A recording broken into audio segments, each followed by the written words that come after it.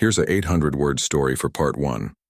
The signal, written in third-person style with simple English. The cold darkness of space surrounded the United Earth Defense Force ship. Commander Jiwoo Park sat in her chair on the bridge, her eyes focused on the main screen. The stars looked like tiny dots of light against the black background. "Commander, we're picking up something strange," said Officer Minji. Her fingers moved quickly across her control panel. "It's a signal from Sector 7. Commander Park turned her head. "What kind of signal?" "It's weak. But it doesn't match any pattern we know," Minji replied. "I think it's a distress call." Park walked over to Minji's station. The signal appeared as a pulsing line on the screen. Up and down it went like the heartbeat of something far away and afraid. "Can we clean it up?" Park asked. "I'll try," said Minji. She worked for several minutes, her face showing deep focus. "There. I think I've got it." The main screen changed. Now they could see a shaky video. The images showed tall buildings burning. Strange ships filled the sky. People with blue skin ran in fear as weapons fired from above. "Those are the Nari." "People," said Officer Junho from his station. "The peaceful traders from the Andromeda Galaxy." The video continued. Now they could see who attacked the Nari. Tall beings with gray skin and 4 arms moved through the streets. They wore black armor that shined in the light of the fires. Their faces showed no emotion as they killed. "The Vokthar," whispered Park. Everyone on the bridge had heard stories about them. They moved from planet to planet, taking what they wanted, and killing anyone who stood in their way. The video ended with a Nari looking directly at the camera. "Please," the blue-skinned being said. "They will kill us all. Help us." The bridge fell silent. Park returned to her chair and sat down heavily. "Send this to Earth Command right away," she ordered, "and see if we can find out when this happened." 2 days later, Park stood in the large meeting room at Earth Command headquarters. Leaders from all Earth nations sat around the table. The mood was tense after they had all watched the distress signal. "This is not our fight," said one leader. "We should stay hidden. If the Vokthar find Earth, they might attack us next. But the Nari helped us during the Mars colony crisis," argued another. "We owe them." "We don't have enough ships or weapons to fight the Vokthar," said a military general. "It would be suicide." Park listened to the debate. When they asked for her opinion, she stood up straight. "I've studied the signal more closely," she said. "Our scientists believe it's at least 3 weeks old. The Nari homeworld has likely already fallen." Disappointed faces looked back at her. "But," Park continued, "we've tracked the Vokthar fleet's movement pattern. They're methodical. They conquer one system, then move to the next closest one." She touched a button on the table. A star map appeared above them, showing a line of conquered planets. "Their next target will be here." Park pointed to a small green planet. "The homeworld of the Talic." "The Talic?" asked one leader. "Who are they?" "A small but kind species," Park explained. "They were the ones who gave us the medicine that cured the global plague 15 years ago. Millions of Earth children are alive today because of them." The room grew quiet as everyone remembered the terrible plague that had nearly wiped out a generation. "The Vokthar will reach Talic space in approximately 1 month, Park said. "We have time to get there first. We can evacuate as many Talic as possible before the Vokthar arrive." "You're not suggesting we fight the Vokthar?" asked the general. "No," Park replied. "A rescue mission only. We go in quietly, evacuate as many as we can, and leave before the Vokthar notice us." The debate lasted for hours.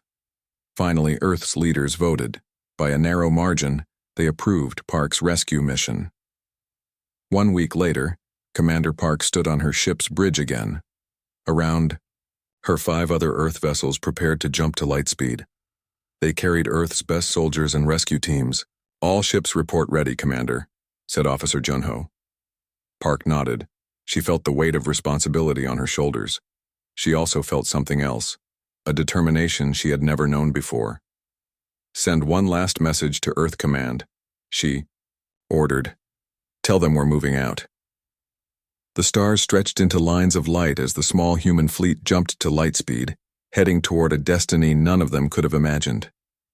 The 6 human ships dropped out of light speed at the edge of the Talic system. Commander Park stood on the bridge of her flagship, the Defender. The main screen showed a beautiful green planet ahead.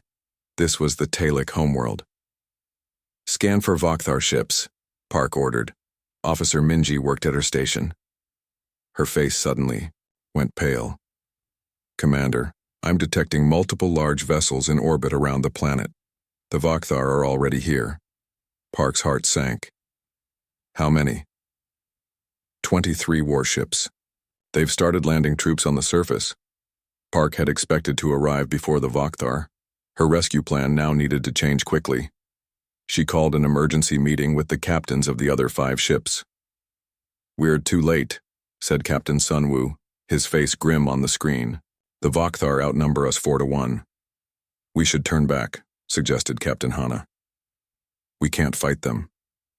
Park shook her head. "We didn't come to fight. We came to save lives. And that's what we'll do." She outlined a new plan. 3 ships would create a distraction on the far side of the planet.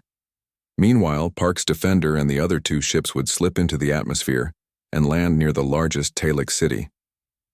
"The Vokthar haven't seen humans before," Park said. "They won't expect much from us. We'll use that to our advantage." 6 hours later, Park's ship descended through clouds toward the Talic capital.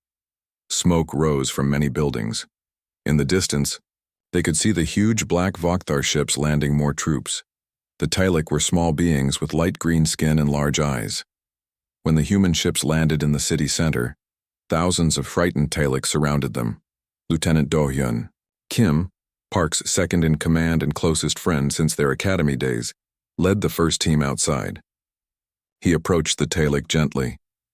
"We're from Earth," he said while his translator converted his words. "We've come to help you escape." The Talic elder stepped forward. "You are too few," he said sadly. "The Vokthar are too many." "We move quickly," Kim replied with a smile. "And we're smarter than we look." Within hours, the humans had organized the evacuation. Thousands of Talic boarded the ships. Park knew they couldn't save everyone, but they would save as many as possible. On the bridge, Officer Junho reported suddenly, "Commander, 3 Vokthar warships are heading this way." On the screen, Park watched as massive black ships moved toward the city. They were twice the size of Earth's largest vessels. "They've noticed us," Park said. "Prepare for emergency liftoff." But before they could take off, a blast hit the ground near them. The ship shook. Outside, Vokthar ground forces appeared, moving toward the evacuation site. Lieutenant Kim's voice came through the comm system. "Commander, we need more time to load the remaining Talic." Park made a quick decision. "Lieutenant, continue the evacuation. I'm sending our defense teams to hold off the Vokthar ground forces." Earth soldiers moved into position, creating a protective line between the ships and the approaching Vokthar. For the first time, humans and Vokthar faced each other. The Vokthar were tall, with gray skin and 4 powerful arms. They wore black armor and carried energy weapons. They stopped, seemingly surprised by the small humans who stood in their way. The Vokthar commander stepped forward. He was taller than the others, with red markings on his armor. He looked at the humans with what seemed like curiosity. "Move aside, small ones," his translator spoke. "This is not your world to defend." The human sergeant stood her ground. "We're not asking permission." The Vokthar laughed, a strange rumbling sound. Then they attacked. What happened next surprised everyone, especially the Vokthar. The humans, though smaller and with simpler weapons, fought with unexpected skill and coordination. They used the city buildings for cover, set traps, and worked together in ways the Vokthar had never seen. From her ship, Park watched the battle while the evacuation continued. "We need to leave in 10 minutes, she said. "Not 1 minute more." The fight grew more intense. The Vokthar, angry at being challenged by what they saw as an inferior species, called for reinforcements. They surrounded Lieutenant Kim's position. "Get back to the ship, Lieutenant," Park ordered through the comm. Just need 5 more minutes, Commander, Kim replied, his voice calm despite the chaos around him. We're loading the last children now. The Vakthar pushed forward. Several human soldiers fell. Then Lieutenant Kim's voice came through again, but this time it was weak. The children are aboard, Commander, but we're cut off from the ship. Park felt cold fear. Hold position, I'm sending a rescue team. No time, Kim replied. Get those ships off the ground now. We'll cover your escape. Before Park could argue, a massive explosion rocked the area. The Vakthar had brought in heavy artillery. Take off, now, Kim shouted. Then his comm went silent. With pain in her heart, Park gave the order. The 3 human ships lifted off, their holds filled with Talic, refugees. As they rose into the atmosphere, Park saw Vakthar soldiers dragging several humans away, including the motionless body of Lieutenant Kim. In orbit, they rejoined the other 3 ships and jumped to light speed before the Vakthar fleet could intercept them. Park stood alone in her quarters later, looking at a photo of her and Kim from their academy graduation. The mission had been a success. They had saved thousands of Talic, but the cost was high, too high. What she didn't know then was that this was just the beginning. The 6 human ships carrying Talic refugees arrived at Earth 2 weeks later. Commander Park stepped off her ship, her face showing both victory and loss. Earth's leaders waited to greet her. Behind them stood thousands of people who had gathered to see the aliens their forces had saved.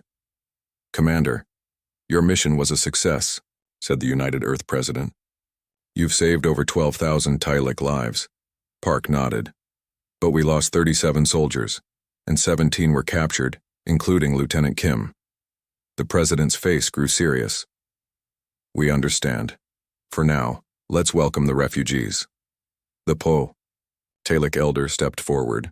He was barely 4 feet tall, with gentle green skin that seemed to glow in Earth's sunlight. Your people sacrificed for mine, he said. We will never forget this.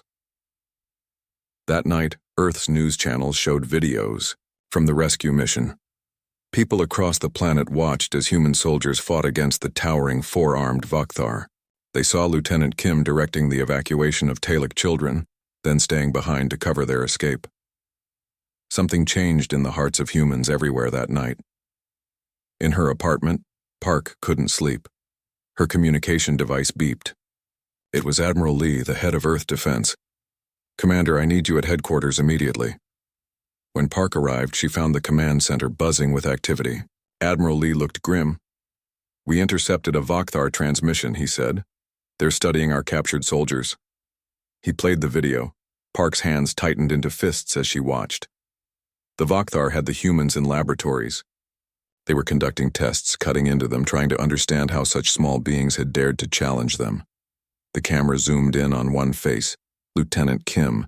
He was alive but clearly in pain, yet his eyes showed no fear, only defiance. I want a rescue mission, Park said immediately. Admiral Lee shook his head.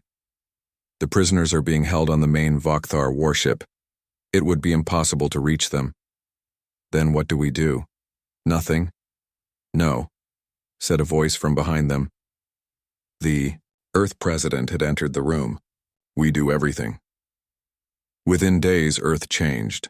Old enemies put aside their differences. Countries that had fought for centuries now worked together. Scientists shared secrets they had kept hidden for decades.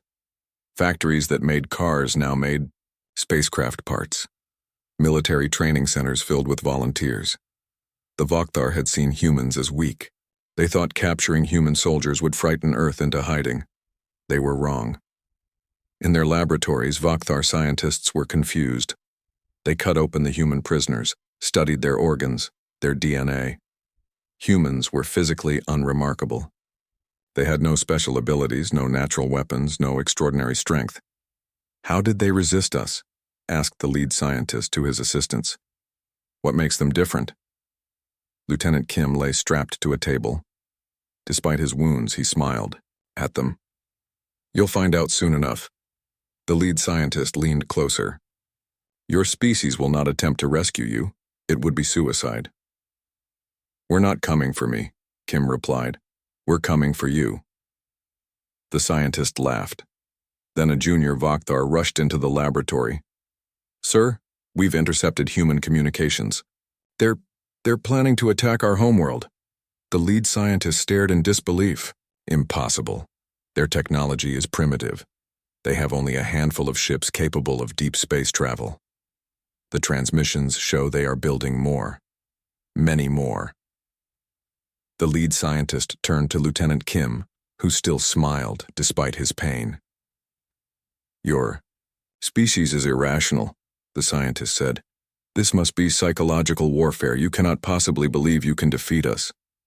Kim's voice was weak but clear. You took our people. You hurt those we promised to protect. What happens next is on you.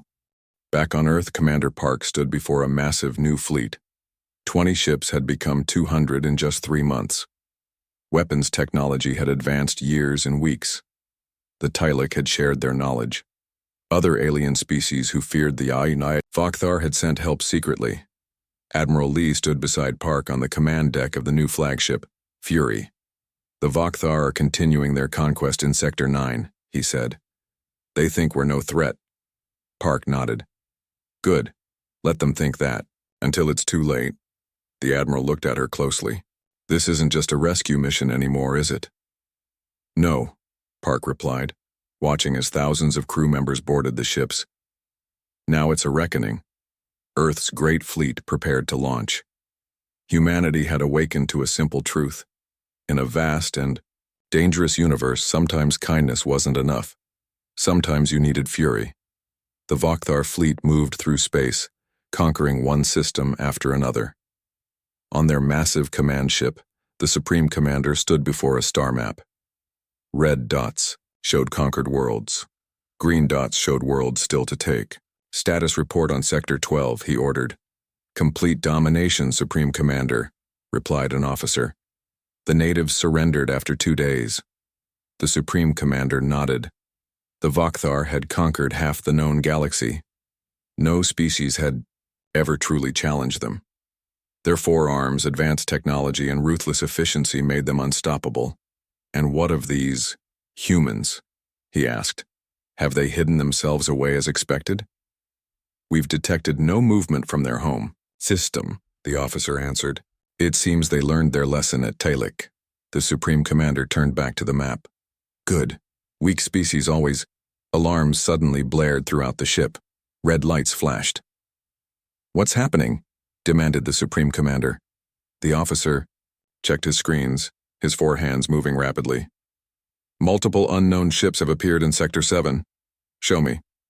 The screen changed to show several human ships attacking a Vakthar outpost. The outpost was already in flames. Small attack force, the Supreme Commander said dismissively. Send 2 warships to destroy them. But before the order could be carried out, more alarms sounded.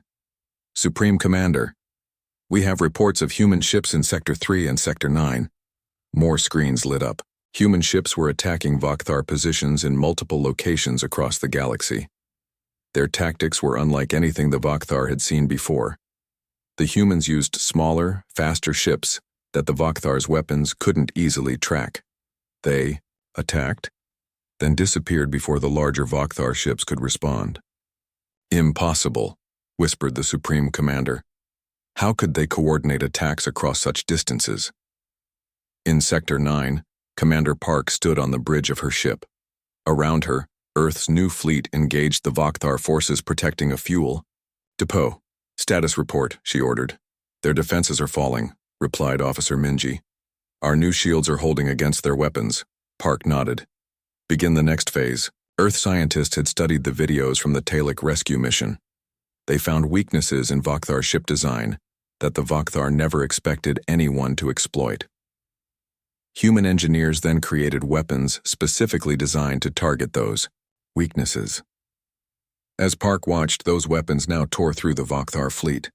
Commander, said Officer Junho, we've captured a Vakthar science vessel. It was trying to escape during the battle. Park's eyes narrowed. Bring it in. Hours later, Park stood face to face with a Vakthar scientist. He was tall, with gray skin, and 4 arms crossed over his chest. 2 guards held him, but he showed no fear. "You've made a mistake attacking us," the scientist said. "The Vakthar Empire spans 1,000 worlds. Your species will be extinct within a year." Park stepped closer. "Where are our captured soldiers?" The scientist laughed. "Your concern for a few individuals shows your weakness. The Vakthar care only for the collective. Tell me where they are."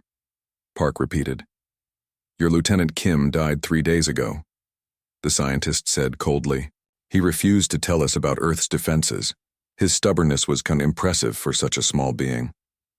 Park's face showed nothing, but inside her heart burned with grief and rage. Kim had been her closest friend since their academy days. He had died protecting Earth's secrets. "Take him to the holding cell," she ordered. As the guards led the scientist away, Park turned to Minji. "Contact all fleet commanders. We're moving to Phase 3. Across the galaxy, human ships regrouped. The Vakthar, for the first time in their history, were confused. They had always conquered through overwhelming force. But these humans fought differently. They struck weaknesses the Vakthar didn't know they had. They sacrificed some ships to save others. Individual humans would die to ensure mission success. On the Vakthar homeworld, the High Council gathered. "These humans are not like other species," said one council member. "They do not fear us." "They should," replied another. "We still outnumber them. We will crush them." The Supreme Commander entered the chamber. "The humans have destroyed 12 major outposts in the last week. They've freed 3 worlds we conquered. And now..." He paused. "Now they've changed direction. All human fleets are heading here, toward our homeworld."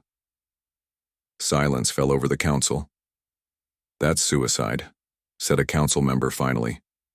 "Even if they reached our homeworld, our planetary defenses would destroy them." The Supreme Commander wasn't so sure. Something about these humans troubled him deeply. They operated by different rules. They fought with a passion he had never seen in any other species, and they fought with a fury that seemed to grow stronger, not weaker, with each passing day. The massive Vakthar homeworld hung in space like a dark jewel. Its surface glowed with the lights of 1,000 cities. Around it orbited 3 moons, each covered with powerful defense stations. For thousands of years, no enemy had dared approach this fortress world until now. The human fleet appeared at the edge of the system. 200 ships strong, they were joined by vessels from other species the Vakthar had conquered, races who had heard about humanity's resistance and found new courage. Commander Park stood on the bridge of the Fury. The main screen showed the Vakthar homeworld ahead. Everyone on the bridge fell silent as they realized what they faced. "Their defenses are even stronger than our intelligence suggested," said Admiral Lee. Park nodded. The Vakthar had activated ancient weapon systems built into their moons. Energy shields surrounded their planet. Thousands of warships moved into defensive positions. "They've prepared well," Park said. "They think it will be enough." She turned to address the bridge crew.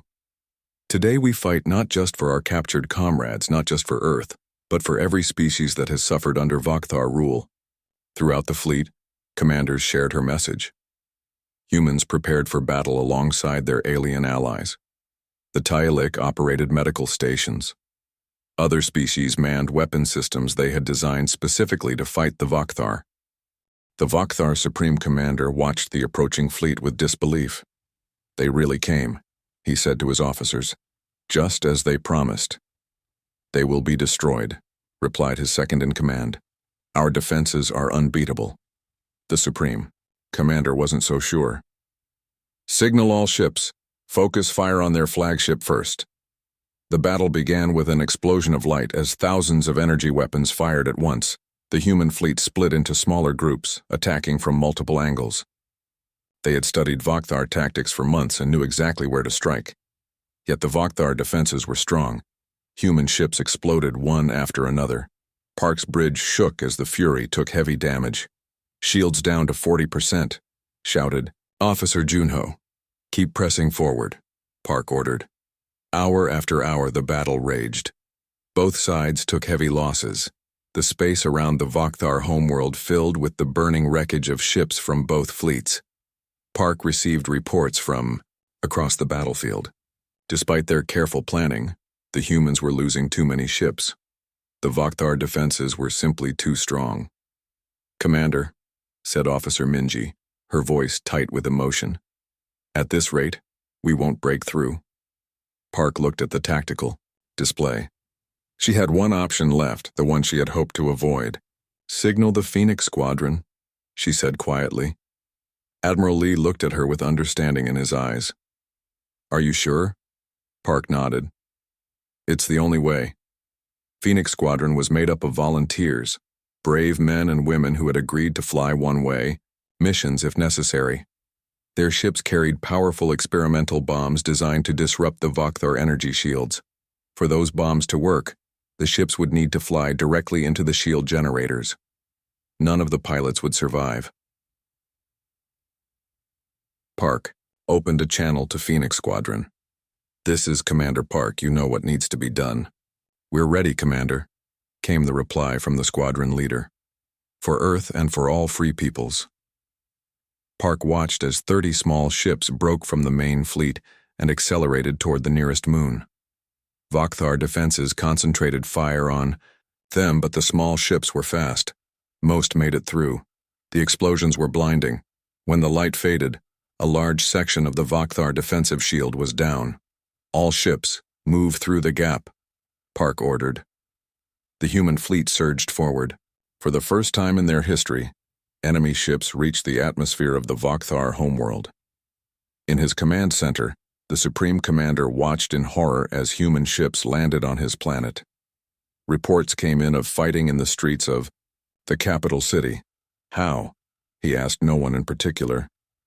"How can they keep fighting when victory is impossible?"